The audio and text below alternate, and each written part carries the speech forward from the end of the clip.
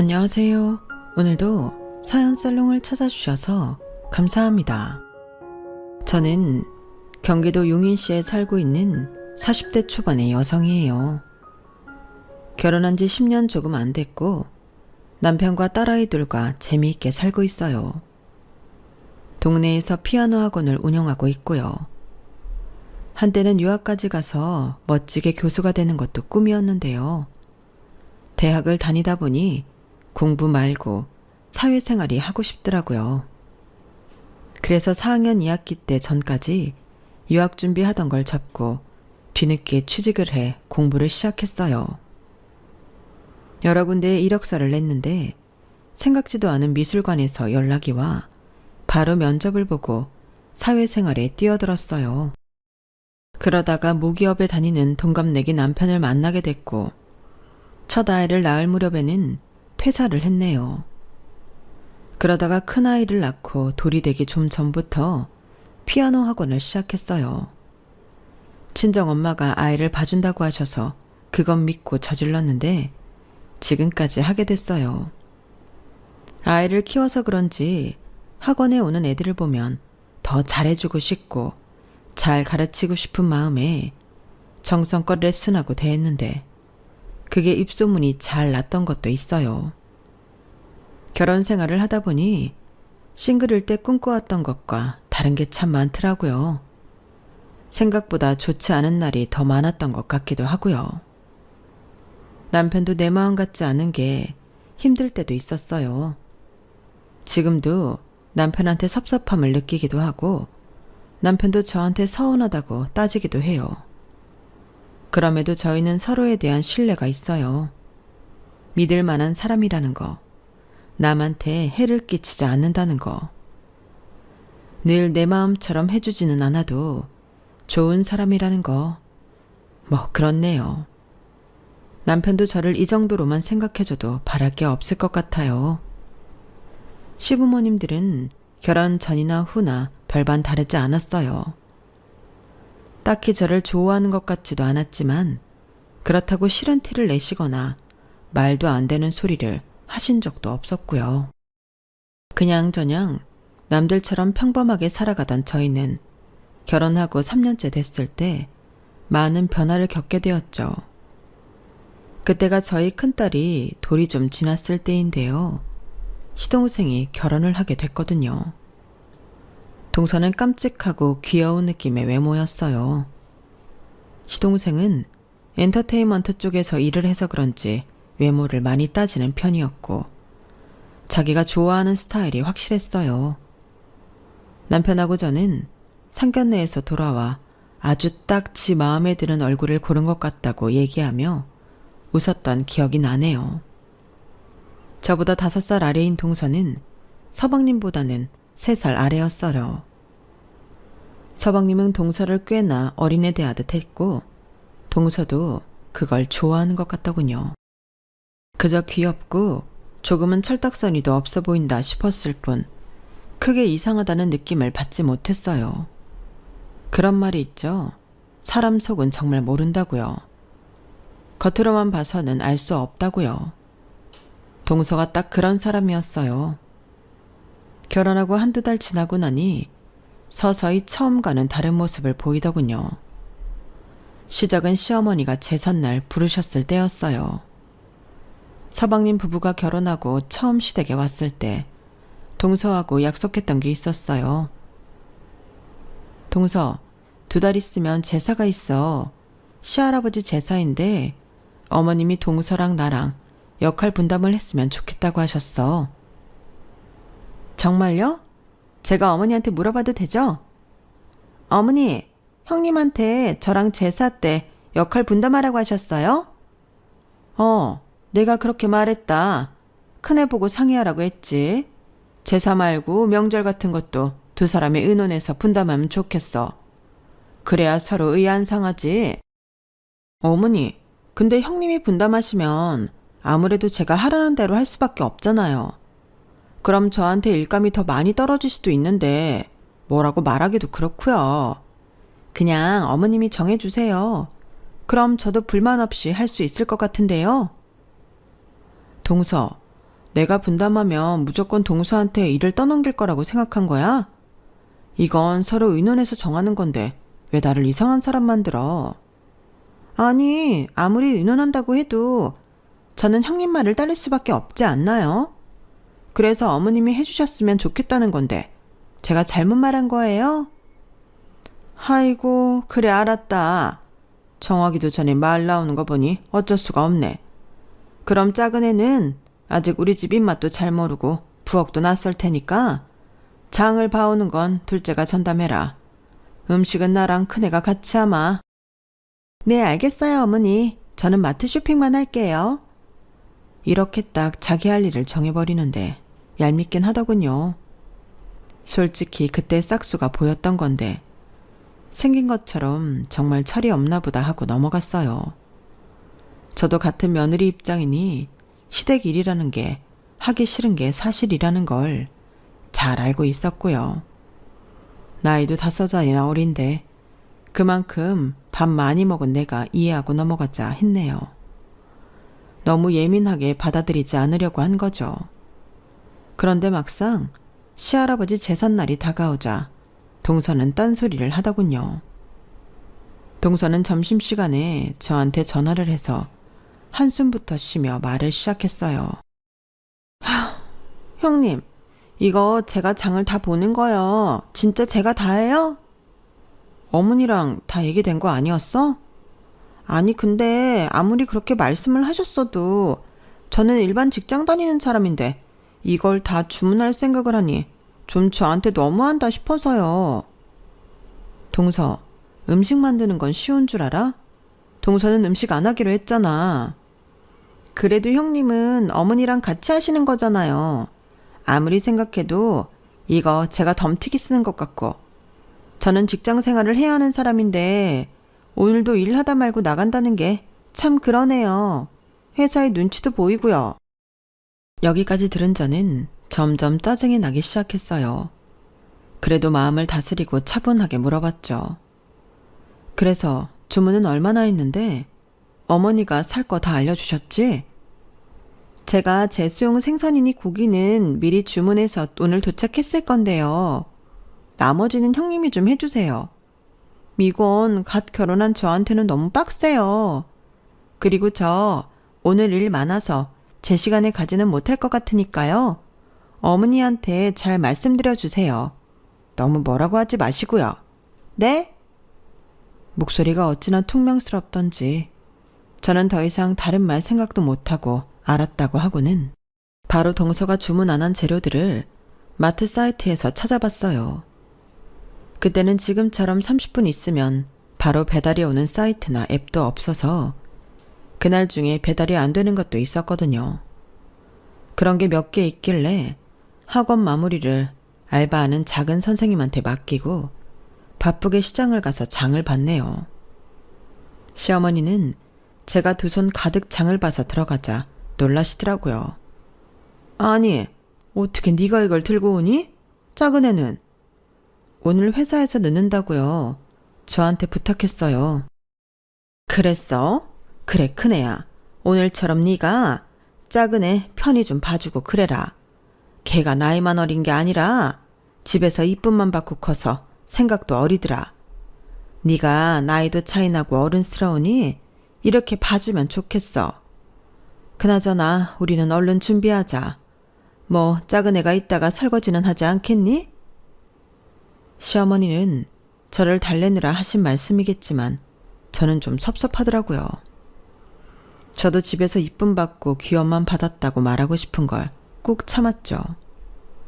오빠 둘에 제가 막내라서 저도 어린 양이나 부리고 컸지 절대 어른스럽지 않은데 갑자기 관대해라 어른처럼 굴어라 그러니 마음이 별로 안 좋더라고요. 동서는 저희가 제사상을 다 차리고 난 후에야 왔어요. 정말 손 하나 까딱 안 하고 서방님 옆에 앉아서 자기가 하루 종일 얼마나 힘들었는지 애기 같은 목소리로 하소연하다가 차려주는 밥 먹고 과일 먹더니 너무 피곤해서 못 있겠다고 가버리더라고요. 제가 열받아서 입 딱 다물고 있으니 시아버지는 제 눈치를 보며 말씀하셨어요. 설거지는 남은 남자들 둘이 해라. 여자들은 하루 종일 음식장만 하고 장보고 보통 힘들었는 줄 알아?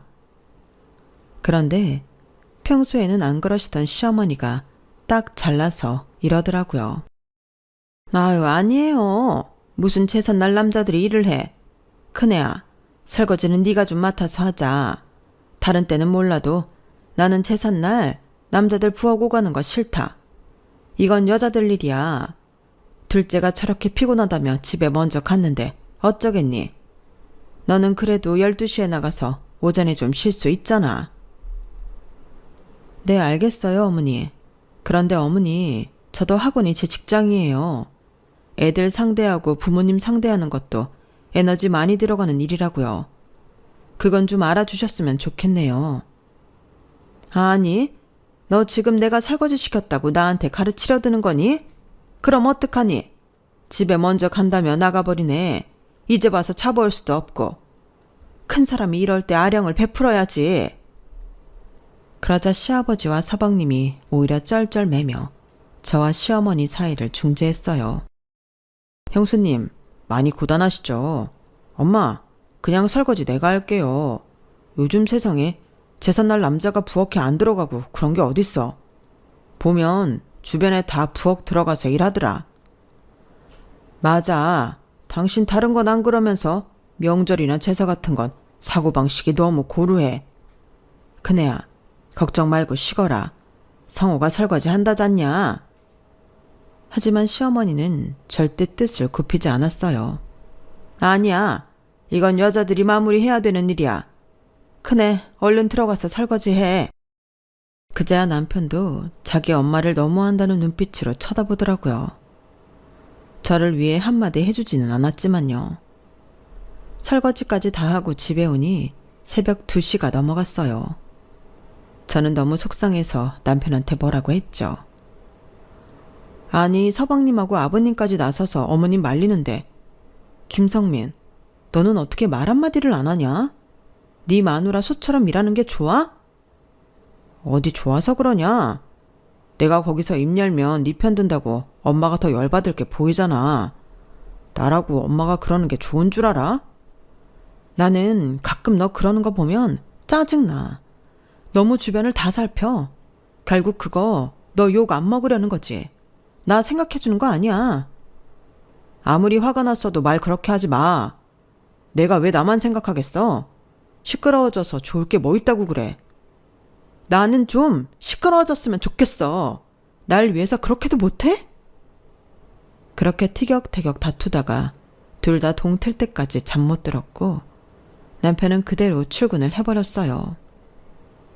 잠 한 잠 못 자고 나가는 남편이 안쓰럽고 좀 미안한 마음도 들었지만 저도 너무 속상해서 출근길에 뭐라도 사 먹으라는 문자도 안 보냈네요.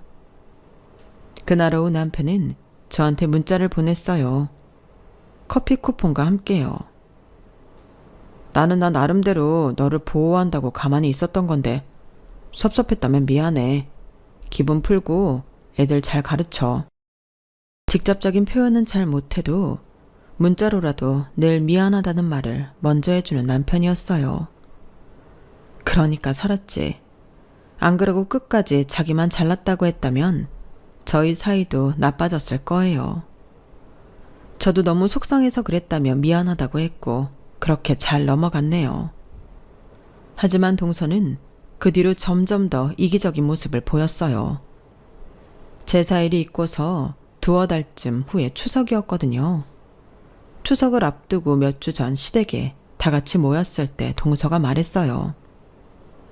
어머님, 아버님, 저희가 결혼하고 첫 명절이기는 한데 성우 오빠 휴가 내기 어려운 거 아시죠?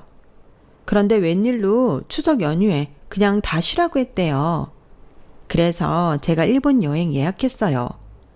저 이렇게 오빠랑 명절 연휴 같이 있는 거 앞으로 없을지도 몰라요. 이번 추석에는 저희 여행 다녀올게요. 친정에도 얘기했는데 그러라고 하셨어요. 네? 시어머니랑 시아버지는 잠시 당황하시는 것 같더니 알겠다고 하셨어요. 뭐 예약 다 해놨다는데 어쩌겠어요. 서방님이 연예기획사에 다니다 보니 명절에 더 바쁠 때가 많다는 걸 두 분도 잘 알고 계시니 이해해 주시는 거였죠. 저랑 남편도 그랬고요. 근데 저희가 집에 갈 쯤에 시아버지가 그제야 생각났다며 말씀하셨어요. 아이고, 내가 깜빡했다. 이번에 큰 집에서 다 모이기로 했어. 니들 큰아버지가 아프시잖냐. 마지막이 될지도 모른다고 너희 데리고 간다고 했는데 어떻게 시간 조정이 안 되겠냐? 어머, 맞네. 그랬지. 어떻게 나도 이렇게 까맣게 잊고 있었지? 니네한테 말한다는 게 얘기하느라 잊어버리고 있었다. 둘째야, 어떻게 좀 해봐라. 아프신데도 니네 결혼식 때 도움도 많이 주셨잖니. 그러자 동서는 입을 삐죽삐죽 하더니 여행 예약 변경이 되는지 알아보겠다고 하더라고요. 그리고 추석이 코앞에 닥칠 때까지 별말이 없는 것 같더군요. 저도 학원 일이 있는지라 가끔 동선의 생각이 나도 곧 잊어버리게 되고 아이 키우고 일하고 남편 챙기느라 바빴죠. 그러다가 시어머니가 큰집 인사갈 선물 준비는 잘 됐는지 물어보셔서 동서한테 연락을 했어요. 서방님네랑 돈 반반씩 하기로 했었거든요.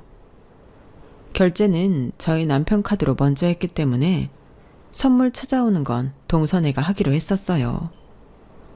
택배로 보내도 됐지만 저희가 직접 들고 가는 게 좋을 것 같아서 미리 예약해놓고 찾으러 가기로 한 거였죠.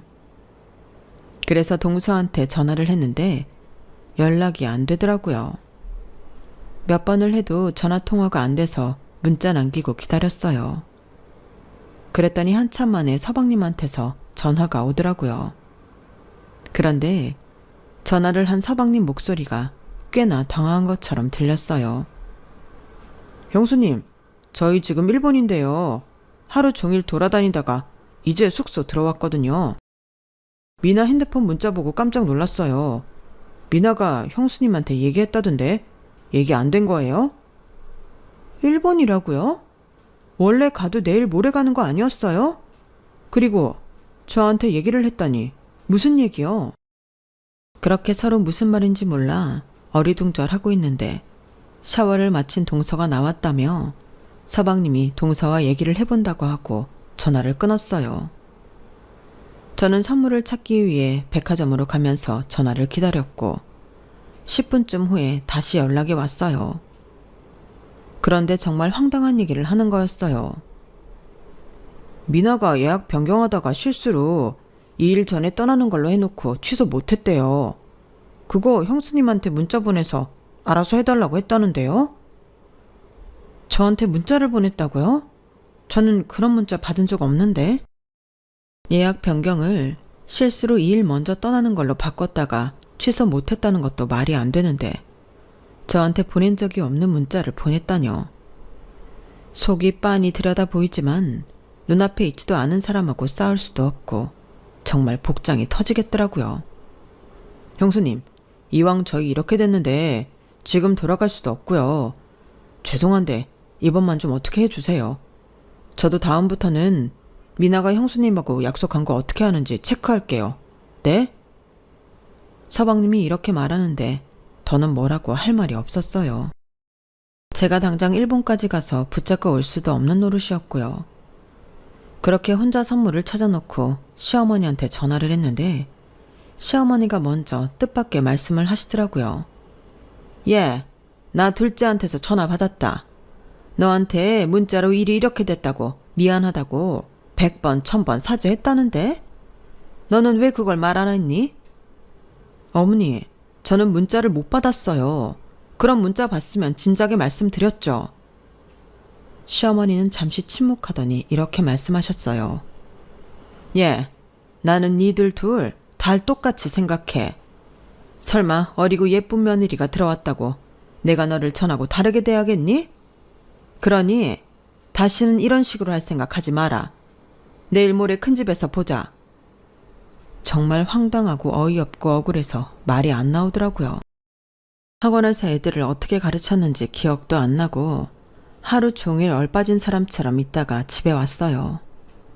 아무 말 없이 가라앉은 제가 이상했는지 남편은 제 눈치를 보다가 밤늦게야 겨우 말을 붙였어요. 무슨 일이 있었냐고요. 저는 남편 목소리를 듣자 갑자기 눈물부터 났어요. 남편은 그런 제 모습을 처음 봐서 너무 놀라 어쩔 줄 몰라 하더군요.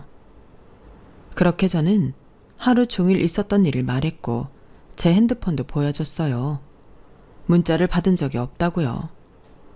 진짜 나 삭제한 것도 아니야. 정말 받은 적이 없어. 맹세해. 남편은 그 말을 듣고 얼굴이 험악하게 굳더라고요. 아무튼 자기라도 진실을 알고 있으니 너무 속상해하지 말라며 위로를 해줬어요. 그리고 추석에 큰 집에 갔을 때 저는 시어머니를 보고 웃으며 인사가 되지 않더라고요. 시어머니도 시아버지도 저나 남편이 이상한 걸 눈치챘는지 필요한 말 외에는 시키지 않았어요. 그렇게 큰 집에 다녀와서 잠깐 시댁에 들렀어요. 제가 화장실에 갔다가 나오는데 안방에서 남편과 시어머니가 얘기하는 소리가 들리더라고요. 남편은 정중하지만 꽤 단호한 목소리로 말했어요. 엄마도 재수 씨 말한 것만 믿는 거잖아요. 재수 씨 핸드폰은 봤어요? 문자 보냈는지 확인한 거 아닌데 왜 재수 씨 말만 믿어요? 아니, 내가 누구 말만 믿고 그런 게 아니라 됐다. 그래, 늙은이가 뭘 그리 잘못했다고 그러니? 첫째가 잘했으면 이런 일 없었을 거 아니냐? 저는 집에 올 때까지 두 사람 대화를 들은 걸 못 들은 척 했어요. 그리고 나중에야 남편한테 고맙다고 하고 앞으로는 제가 알아서 하겠다고 했네요. 그 알아서 하겠다는 건 그냥 제가 일을 다 하는 거였어요. 일본에서 온 동서는 결국 문자를 보냈는지 확인은 해주지 않았고 통신 오류로 날아간 모양이라고만 하더군요. 저는 잠자코 아무 말도 하지 않았어요. 그 뒤로는 동서한테 아무 일도 안 맡기고 저 혼자 다 했고요. 동서는 항상 회사 일이니 친정 일이니 핑계를 대며 시댁일에 제대로 참석하지 않았고 김장이며 제사상 차리는 것도 빠지기 일쑤였어요. 저는 아무 말도 하지 않았네요. 어차피 한마디 해봤자 저만 손해보니까요. 시어머니는 제가 첫째니까 알아서 하는 거 잘하는 거라 하시더군요. 동서가 어버이날에 손수건이나 스카프 같은 선물 사오면 특별한 거라도 받은 것처럼 동네방네 소문내며 좋아하셨고요. 솔직히 많이 섭섭했어요. 시어머니가 싫은 건 아니었지만 이런 식으로 첫째, 둘째 차이를 두는 건 별로였어요. 그러고 보면 아들들한테도 그런 것 같더라고요. 남편한테는 큰애니까 뭐든 책임지라는 식이었고 서방님은 뭘 해도 안쓰러워하고 걱정하셨고요. 이런 상황이니 저는 갈수록 시어머니를 대면대면 하게 됐고 저희 아이들을 예뻐해 주셔도 별 감흥이 없었어요. 자기 손주들이니 예쁘다고 하겠지 그 정도였어요. 그렇게 시간이 지나고 저희 아이가 둘이 될 동안 남편은 승진을 거듭해서 젊은 나이에 부장이 됐어요. 이럴수록 퇴직 날짜만 빨라지는 거라고 좋아할 일 아니라고 했지만 저는 남편이 꽤 유능하고 회사 내에서 관계도 잘하는 걸 알았기 때문에 너무 자랑스러웠어요. 시아버지도 남편을 자랑스러워 하셨죠. 하지만 시어머니는 무덤덤 하시더라고요. 성민이는 원래 그랬어. 그냥 혼자 둬도 다 잘해. 사막에 떨어뜨려 놔도 살 애가 부장된 게 뭐 대단해? 사장쯤 되고 나서 자랑하든 해야지. 그나저나 우리 성호는 어쩐다니? 성호네 회사가 요즘 좀 위험한가 보던데.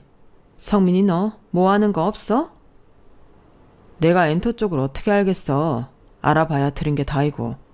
근데 거기 공동대표들만 나가는 거고 직원들은 별 문제 없을걸? 너는 어떻게 동생 문제를 제대로 아는 게 하나도 없어. 성호랑 얘기도 안 해봤지. 대충 네 짐작대로 하지 말고 네가 먼저 성호한테 전화해서 밥도 사주고 진지하게 얘기도 해봐. 이때만큼은 그동안 입 다물고 계셨던 시아버지가 한마디 하셨어요. 아니, 성호도 다 큰 애고 지 앞가림은 지가 알아서 해야지. 언제까지 성민이가 보살피고 끌어줘야 돼? 회사 넣어줬으면 된 거지. 그것도 벌써 몇 년째야. 어떻게 당신은 성민이한테는 그렇게 칭찬이 박하고 요구하는 것만 많나? 옆에서 내가 보기도 민망해. 성민이 이제 한 집안의 가장이야. 애들 어릴 때 하던 것처럼 할 수 없다고. 큰며느리한테도 그래. 어떻게 성민이한테 하던 거랑 똑같이 하나? 아니, 당신은 왜 애들 앞에서 역정을 내고 그래요? 사람 민망하게. 시어머니는 자기 잘못을 지적하면 꼭 이런 식으로 피해 나가면서 상대가 자기를 무안줬다며 화를 내는 게 끝이었어요. 그걸 잘 아는 시아버지는 여태 시어머니한테 별 말씀 안 하시다가 한마디 하신 거였고요. 결국 남편이 중재를 해서 분위기를 풀고 자리를 끝냈어요. 뭐 남편도 말은 안 하지만 자기 엄마한테 많이 섭섭한 것 같더라고요. 남편 말은 이랬어요. 말한다고 될 일이면 벌써 됐겠지. 말해서 될 일이 아니야. 그런데 거기다 대고 자꾸 뭐라 하면 나만 힘들지. 남편이 참 어른스럽더라고요. 저도 그런 남편처럼 동서를 대하게 됐죠. 말한다고 될 일이 아니니까요. 동서는 그 후로도 참 얄밉게 굴고 자기가 받아갈 것만 받아가고 단 한 번 시댁을 위해 봉사한 일이 없었어요. 그러다 평범한 일상을 보내던 저희 집안에 갑작스러운 우환이 닥치게 되었어요. 시아버지가 갑자기 돌아가신 거였어요. 시아버지가 타신 택시를 음주운전 차량이 세게 받았고 운전사는 그 자리에서 사망하고 시아버지는 응급실로 옮겨져 수술을 받았지만 이틀 만에 돌아가신 거였죠. 정말 천청병역 같은 일이었어요. 저는 든든한 버팀목을 잃은 것 같아 마음이 너무 힘들더라고요. 남편도 그런 것 같았어요. 물론 서방님도 많이 슬퍼했지만 남편은 정말 중요한 걸 상실한 사람 같아 보였어요. 시어머니도 빈소에서 시아버지 영정사진만 보며 망연자실 앉아 있었고요. 그런 가운데 단 한 사람, 너무 티나지 않게 아무렇지 않은 사람이 있었으니 바로 동서였어요. 동서는 혼자 너무 멀끔한 얼굴로 있었어요. 처음에는 화장도 진하게 했다가 시댁 친척들한테 한 소리 듣고 지웠는데 친정 식구들이 오면 그 핑계로 나가서 한참 동안 안 들어오곤 했어요. 회사 사람들이 왔을 때는 그 사람들하고 아예 술판을 벌이는데 그때는 서방님도 좀 짜증이 난 것 같더라고요.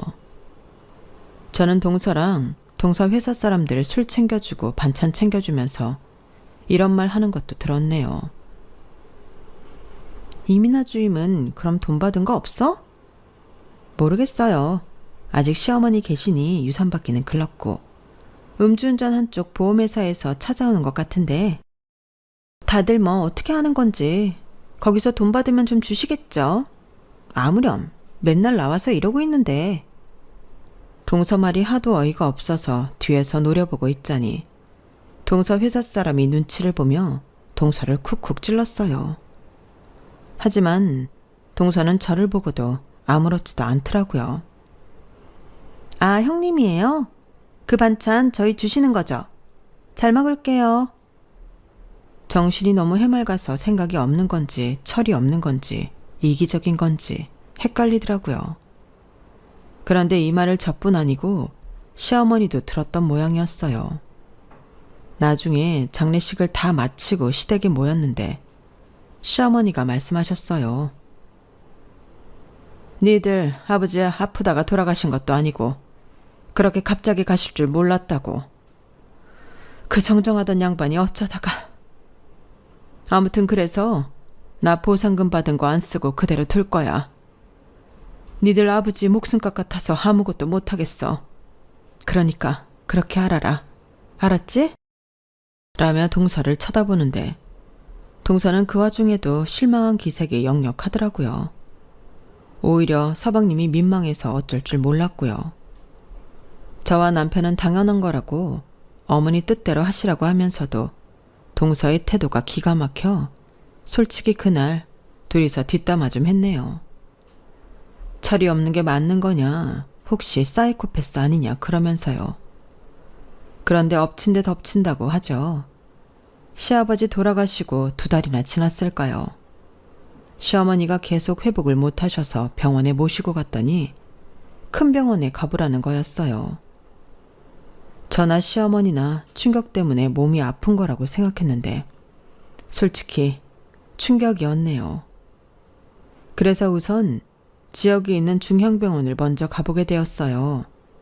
저희 친전 쪽 친척 중에 아산병원 의사가 있어서 그분 통해서 예약 잡겠다고 했는데 시어머니가 싫다고 하시더라고요. 예, 그냥 검사 받는 건데 뭐 거기까지 가니. 됐다. 그리고 아프면 얼마나 아프겠어? 내 몸은 내가 안다. 남편과 제가 몇 번이고 설득했지만 하도 싫다고 하셔서 결국 중형병원에 갔는데 그 결과는 정말 저희 모두를 절망에 빠뜨리는 거였어요. 위암 말기인데요. 터미널이라고 하죠. 3개월에서 5개월 여명 보고 있습니다. 네? 정말이에요? 뭐 잘못된 거 아니에요? 어머니 음식 다 잘 드셨는데요. 제가 너무 놀라 몇 번이고 다시 확인해 달라고 했고 의사는 난처한 표정으로 저를 보더라고요. 저는 순간 시어머니를 보자마자 눈물을 주르륵 흘렸어요. 미운 정도 정인지 정말 어쩔 줄 모르겠더라고요. 제가 울자 시어머니도 당황하셔서 제 등을 토닥여 주셨어요. 예, 뭘 그렇게 울고 그러니? 나도 멀쩡한데. 괜찮아. 사람 인생 다 그런 거지 뭐. 아니 그래도 이런 게 어딨어요. 저는 남편한테 이 사실을 알리고 하루 종일 멍하게 있었어요.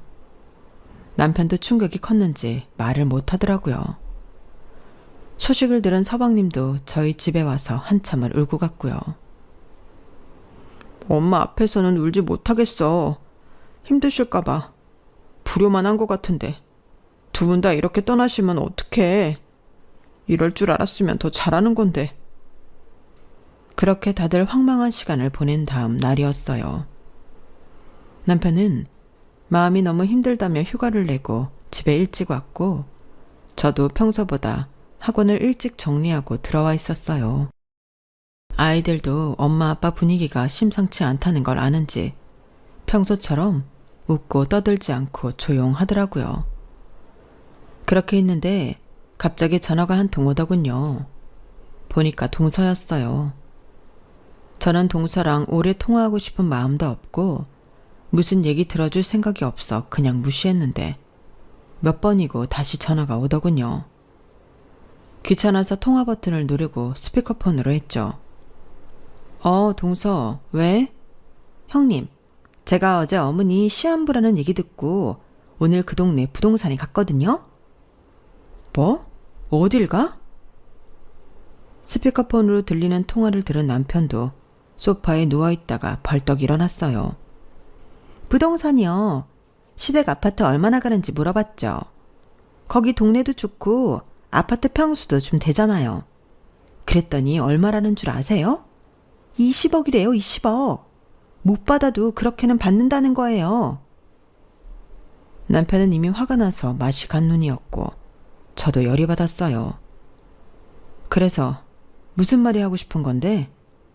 무슨 말이나뇨. 재산분배죠. 저희 좀 더 받아서 이것저것 처리해도 20억은 나오니까 10억씩. 오케이? 제가 막 뭐라고 하려는데 남편이 옆에서 꽥 소리를 질렀어요. 지금 말 다 했어? 저는 남편이 그렇게 화가 나서 고함치는 모습은 처음 봤네요. 애들도 놀라서 방으로 들어가 버렸고요. 동서는 남편 목소리를 듣더니 놀라서 전화를 끊었어요. 그런데 남편이 바로 밖으로 나가더라고요. 아무래도 뭔 일 나겠다 싶어 저도 얼른 뒤따라 나갔더니 남편이 택시를 잡아 타고 어디론가 가더군요. 저는 차에 올라타 운전해서 택시 뒤를 따라갔어요. 보니까 서방님네 아파트였어요. 이건 무슨 일 나겠구나 싶어서 남편이 올라가고 바로 따라갔어요. 그랬더니 현관문도 열려있고 안에서 뭔가 와장창 깨지는 소리가 나는 거였어요. 동서는 비명을 질렀고요. 제가 현관문을 닫고 들어가니 남편이 거실의 장식장을 다 쓰러뜨리고 화병까지 깨먹었더라고요. 저는 얼른 남편을 부둥켜 안고 말렸어요. 김상민, 여보 진정해.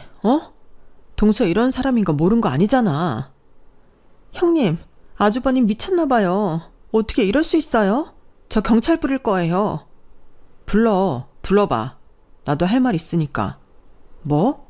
엄마 곧 돌아가실 것 같아 다들 충격받았는데 그 와중에 아파트 팔아서 나누자고? 이게 말이야 똥이야. 어떻게 가정교육을 받고 자랐으면 정신상태가 이따위야. 성호 너, 네 마누라가 본가 부동산 간 거 알았어 몰랐어? 어제 우리 집에 와서 울던 건 쇼야 뭐야? 나도 몰랐어 형. 안 그래도 그걸로 싸우고 있었다고. 형 한번 화나면 집안 날아가는 거 아는데 내가 왜 거짓말을 해. 진짜야.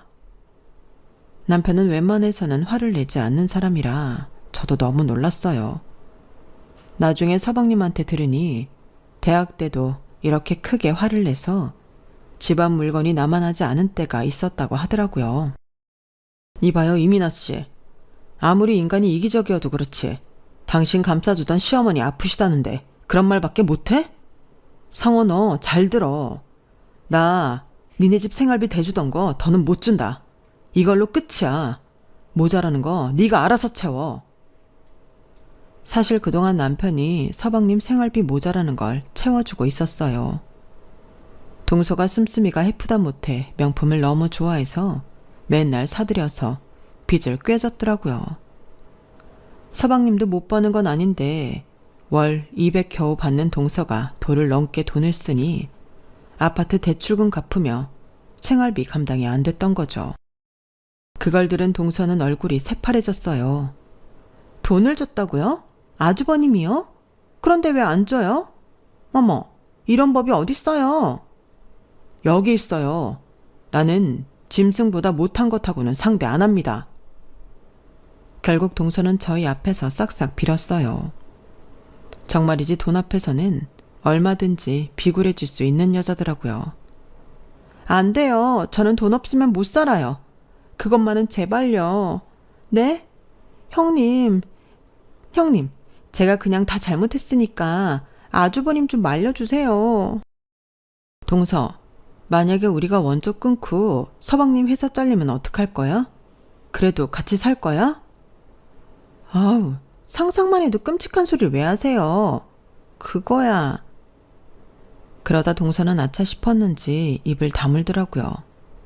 서방님은 완전 황당한 표정으로 동서를 쳐다보기만 했어요. 저희는 동서가 얼마나 속물인지 아주 똑똑히 확인을 했어요. 그 난리를 치르고 난 다음 날, 저와 남편은 시어머니를 설득해서 제발 아산병원에 한 번만 가보자고 했어요. 시어머니도 자기가 시한부라는 게 안 믿기는지 알겠다고 하셨고요. 그렇게 병원에 갔더니 의사가 조직검사 결과가 엑스레이랑 초음파로 본 것보다 더 심각하다며 갸우뚱하더라고요. 그러면서 조직검사를 다시 한번 해보자고 하더군요. 그렇게 나온 결과는 위험은 맞지만 이기였고 수술하고 치료받으면 얼마든지 생존 기간이 5년 이상 될 수 있다고 했어요.